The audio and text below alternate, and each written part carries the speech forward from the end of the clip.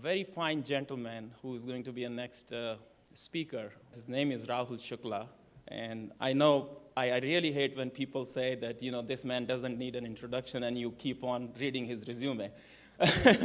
But this man really doesn't need an introduction. Enough has been, talked about him in the local newspapers, media, including TVBJ. And he is trying to make Tampa as his home. He is in aerospace industry in New Jersey. His company makes part for every aeroplane, that's the one thing which he is very proud of.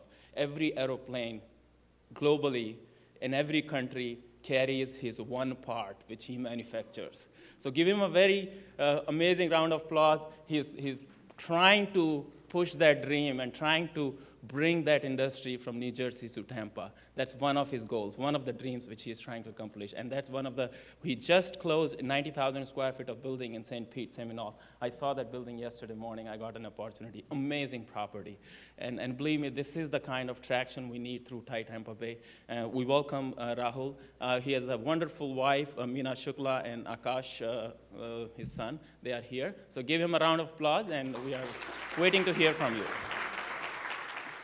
Hi, my name is Rahul Shukla. I run a small manufacturing company in New Jersey.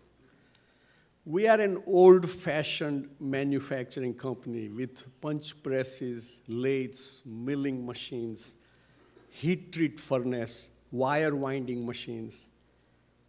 And would you believe we do all of this in New Jersey? I have lived in New Jersey for 45 years. Everyone tells me, why do you live in New Jersey? And I tell them that someone has to live in New Jersey, and I'm doing my part.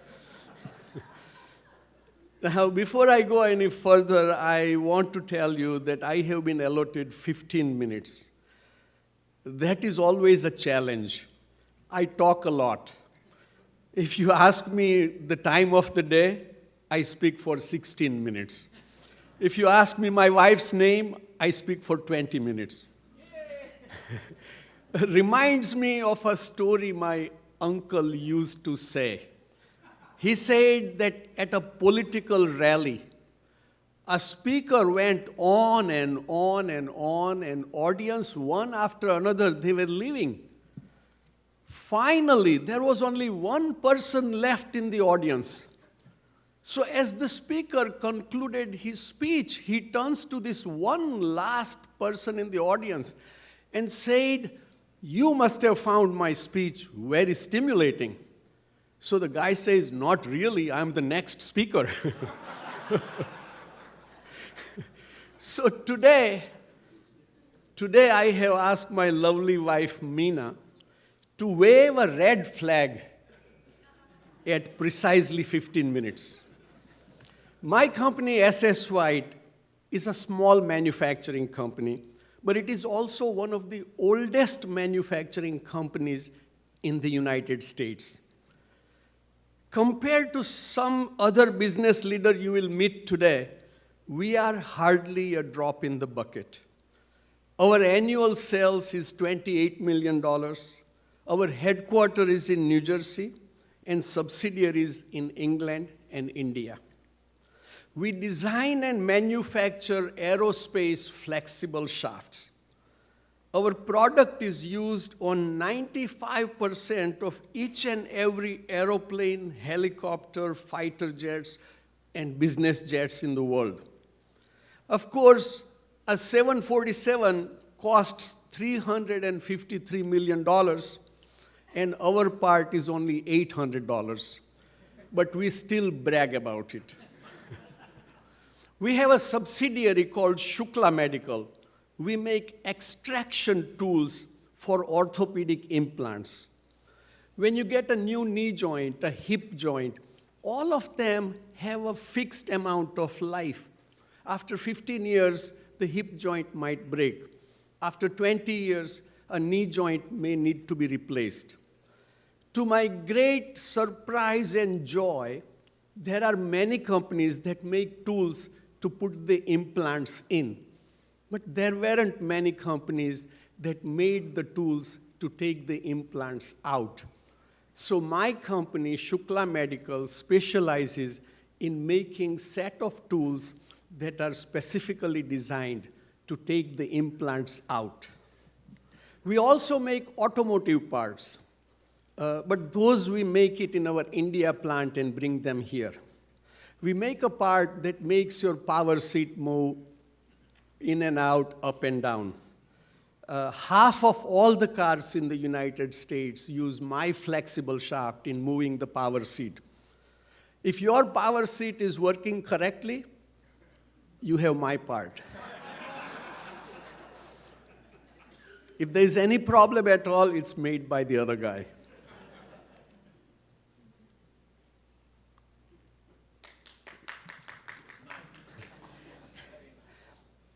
SS White, the name of my company, was founded in 1844. That is right, 1844. That was before Abraham Lincoln became president and before Jhansi Ki Rani fought the British in India. By 1960, though, the company had seen its better days and it was in a huge decline. By the time I took a job at SS White, it was only an $8 million division of a very large corporation. In 1973, I took a job at SS White as a second shift quality inspector. And in 1988, I ended up buying that company. This, ladies and gentlemen, can happen only in America. Today, I run 2 manufacturing companies in the USA, one in England and one in India. Many say that Indians are born with business skills. Let me tell you a short story. At a New Jersey lower school, a second grade teacher once asked her students, "Boys and girls, tell me who was the greatest man ever born on the face of the earth. If you give me a right answer, I will give you a prize of $10. So Liam, an Irish kid, raised his hand and said, "Teacher, that would be St. Patrick." So the teacher said, "No, that is not the right answer. No prize for you, Liam." So then Joshua, a Jewish kid, raised his hand and he said, "That would be Prophet David." No, the teacher shook her hand. He says, "Joshua, that is not the right answer. No prize for you." Then little Sanjay raises his hand. And teacher says, "Sanjay, who is the greatest man ever?" And little Sanjay said, "That would be Jesus Christ." "Wow," teacher said, "that is the right answer. Come on over and take your prize." And as little Sanjay was collecting his prize, the teacher said, "Sanjay, I am surprised. You are a Hindu boy. You still knew that Jesus Christ was the greatest man ever?" So as he took the $10 bill from teacher's hand, little Sanjay said, "Teacher, in my heart I know it is Lord Krishna, but business is business."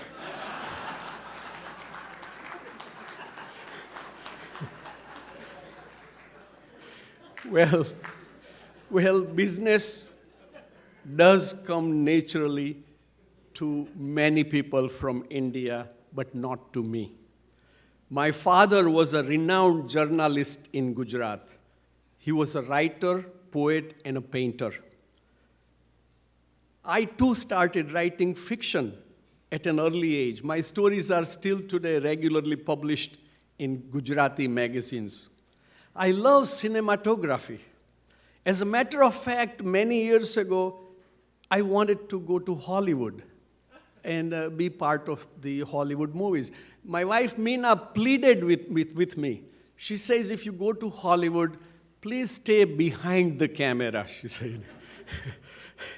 I said, "I want to direct, like Woody Allen or like Francis Ford Coppola."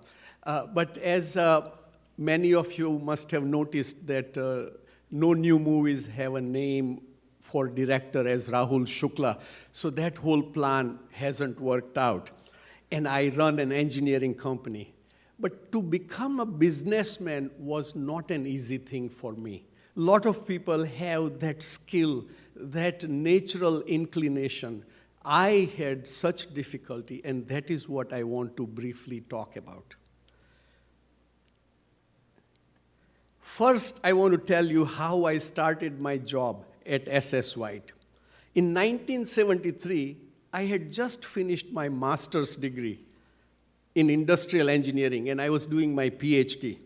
And then I ran out of money in a serious, serious way.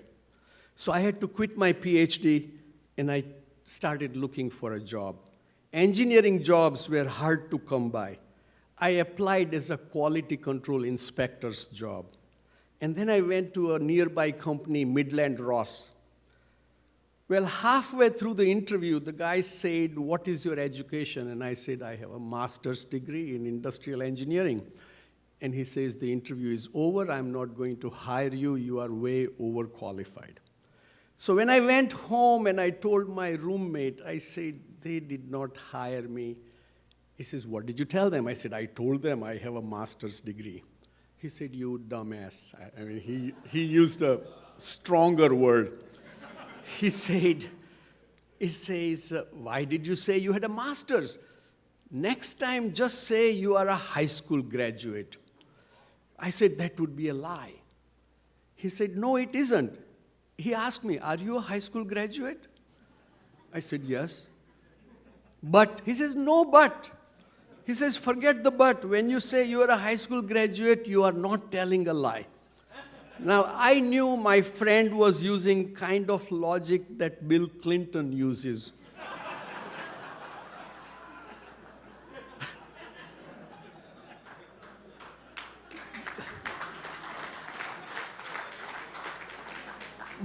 But there is a saying in Sanskrit which says, "Bubhukshitaha kim na karoti papam," which roughly translates that a hungry man's sins are sometimes forgiven by God. So I asked for forgiveness from God, and I applied for quality inspector's job in second shift at SS White. In the application form where it asked high school graduate, I said yes, and then I forgot to fill rest of the boxes. During the interview, the QC manager liked my handwritings. He had no idea I had a master's degree in industrial engineering. I was university first in Gujarat University when I got my mechanical engineering degree. All he cared for was, he said, "You have good handwritings, you are hired." So at work, I checked samples for 8 hours a day, and I would record the results. But I wanted to do so much more. I had just learned advanced statistical techniques in analyzing data in my master's. So from my meager wage of $2.45 per hour, and as broke as I was, I purchased a simple calculator for $49. My shift started at 3:30 in the afternoon, but I would go in at 2:30. Since no one had authorized overtime, I would not punch in my card at 2:30. From 2:30 to 3:30, I would take previous day's test results, and I would do histogram and X bar R chart and all statistical analysis. And I would leave the report in my boss's mailbox. So one day he came to see me. He said, "You leave this report in my mailbox. I don't need them." I said, "Boss, it is not costing you a penny. I don't punch in until 3:30. It is my time." And he says, "Okay, you can do it if you want, but I think you are wasting your time." Well, a month later, one day, I could not go in at 2:30, so I could not do the report that day. So next day, my boss came to my inspection station. He said, "Where is my report?" I said, "Boss, I thought you did not like it." He said, yeah, but I started sending it to my bosses. And they really like it. Then he said, listen, I have to tell you two things. He put his arm around me and he said, number one, he said, start punching your card at 2:30. He said, I can't use your report and not pay you. And he says, number two, he said, these high schools in India must be very good.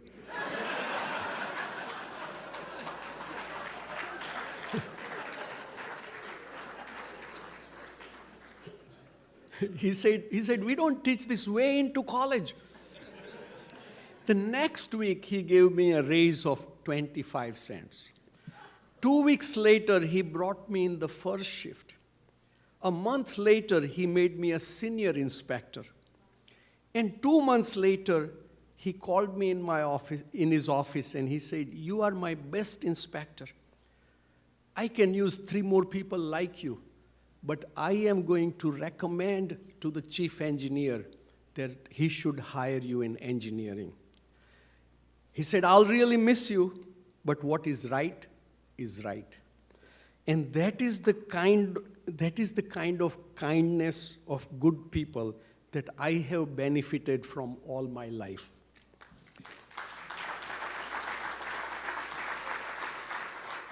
I always worked long hours, never asked for a raise, and always looked after the company's best interest. I have believed that when you do the right things, the right result will follow. Not always promptly, but always eventually. There is a Hindi song which says, Bhagwan ke ghar der hai, andher nahi hai, which translates that God's justice sometimes is delayed, but always delivered in the end. In those days, I was a prankster, very mischievous, but I always worked my ass off.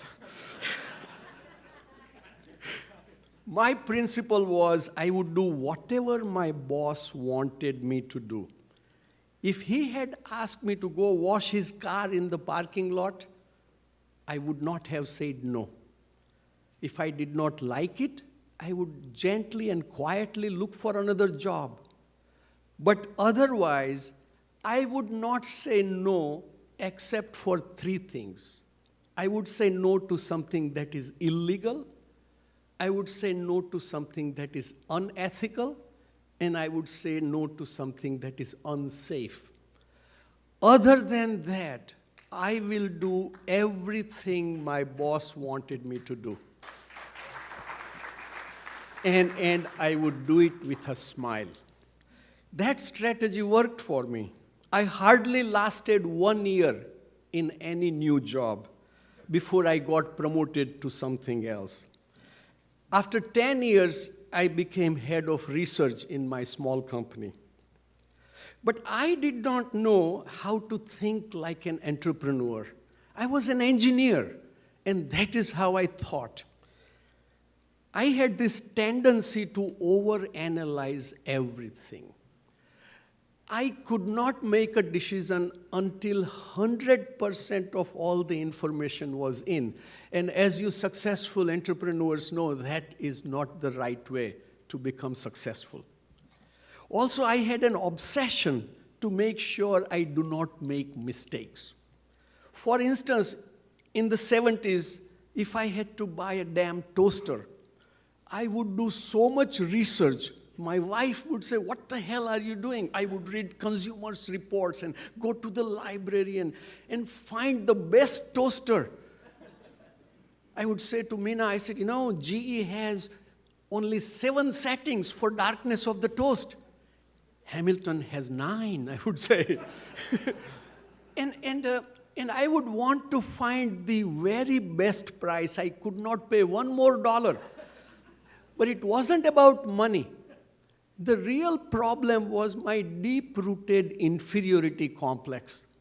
That if I found out that I paid $1 more for this toaster, I would say, I am obviously not a smart person. So then someone told me a story, he says, Rahul, you don't need to get the best deal on everything. He says, when you make a purchasing decision, it is not a test of your intelligence. So I realized that when I negotiate a deal with a customer, with a bank, with a union, it does not have to be the very best deal possible. It just has to be a deal that is beneficial to me. I do not have to be better than everyone else. I just have to be slightly better than the person I'm competing against. Have you heard this story about an American and a Russian who were visiting the state of Gujarat to establish new joint ventures? They were both near the town of Junagadh. One day they were walking on the outskirts of the city, searching for some industrial sites, and they took one wrong turn, and oh my God, they were in the middle of the jungle of Gir. Suddenly, they heard a roar of a lion. They looked ahead, and 500 feet, staring right at both of them with his vicious, hungry eyes, was a huge lion. The lion had already taken an attack position. Both Russian and American froze with deathly fear. But then the American quickly opened his briefcase, and he got his running shoes out and started putting them on. The Russian started laughing at the American. He says, hey, buddy, he says, the lion can run at 50 miles per hour. You, with your fancy running shoes, are not going to outrun the lion. So the American, as he's tying his shoelaces, looks at the Russian and says, I don't have to outrun the lion. I have to outrun you. So stories like this were slowly making impression on me. I was also learning to stop overanalyzing and start taking action. Let me ask you this question. 5 frogs are sitting on a big rock in a pond. 4 decide to jump off into the pond. How many frogs are left on the rock? 5. Why? Because there is a big difference between deciding and doing. The second story, my friend and a great comedian in state of Gujarat, Shahabuddin Rathod, he told me. He said, Rahul, someone asked me, this was in India, he said, I'm thinking about going to America. How much does it cost? So Shahabuddin says to that guy, not a penny. He said, thinking about going to America is completely free.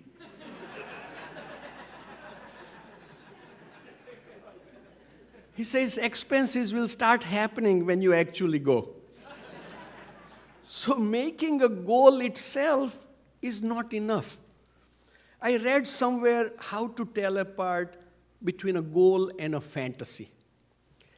Let me ask you this. If I say, I want to learn to speak Spanish, is that a goal or a fantasy? If I say, I want to have dinner with Madhuri Dixit and then give her a hug, is that a goal or a fantasy? If I say, I want to increase my profits by 10%, is that a goal or a fantasy? You know, it took me many years to realize that all of them were fantasies. Why? Because goal has to have a deadline.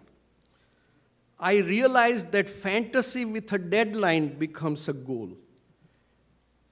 If I say I want to give a hug to Madhuri Dixit by year 2018, that's a goal. And as Dr. Patel said this morning, he said his goal was to go in business by 1986. His goal about increasing his profit was also connected with a deadline. And that is why I realized that to fantasize is not a bad thing. I can fantasize about buying a private jet, but I should put a deadline to it. So for me, buying my company SS White, it began with a fantasy. I used to tell Meena, wow, wouldn't it be nice if we owned this company? Then I found out that an investment company had signed a letter of intent. I went home that night and I said to Meena, I said, they are selling SS White for only $6 million. She said, we have $6,000. I said, we are almost there. I said, the significant digit is right. The stupid zeros will work it out, I said. At work, I gathered 3 of my close friends, Tom, Bernie, and Mike. And I said, with so much confidence, I said, we should buy this company. So Tom laughed at me, and he said, why would they sell it to us? I said, Tom, why do beautiful women marry ugly men?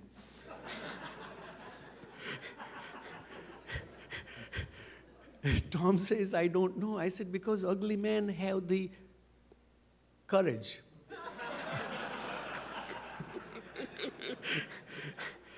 I said, Tom, are you good looking? He said, no. I said, neither am I.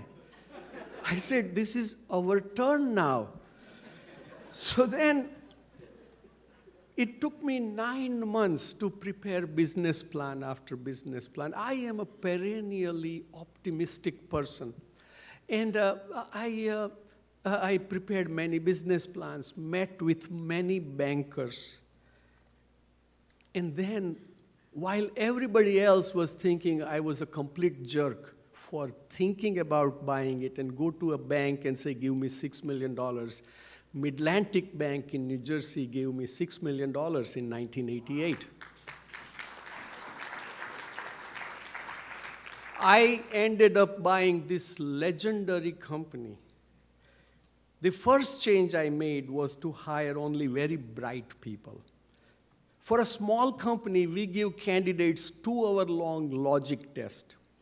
We look for 4 main qualities: analytical approach, integrity, analytical approach, academic superiority, and sense of humor. Today, we are still a small company, but our engineers are recognized as top experts worldwide in our field. By the way, we were looking to move our entire operation to Tampa. 2 months ago, we even ended up buying a beautiful 90,000 square feet building in St. Petersburg. But since then, we have run into some internal difficulties at our New Jersey plant. Also, we are still negotiating with state of Florida about the incentives. Therefore, my official answer is no comment. I have many more stories to tell, but for that, we will have to ask Kunal and his colleagues to ask me to come back again for one of your monthly meetings. I see my wife is raising a red flag. I will end this by telling one story about my wife. She is a tough cookie. The other day, she said, Rahul, you are so analytical, so smart, so good looking. I said, Meena, honey, I wish I could say the same things about you. She said, Rahul, sweetheart, you can if you lie like me. So with that, thank you for giving me an opportunity to tell you my story. Thank you very much.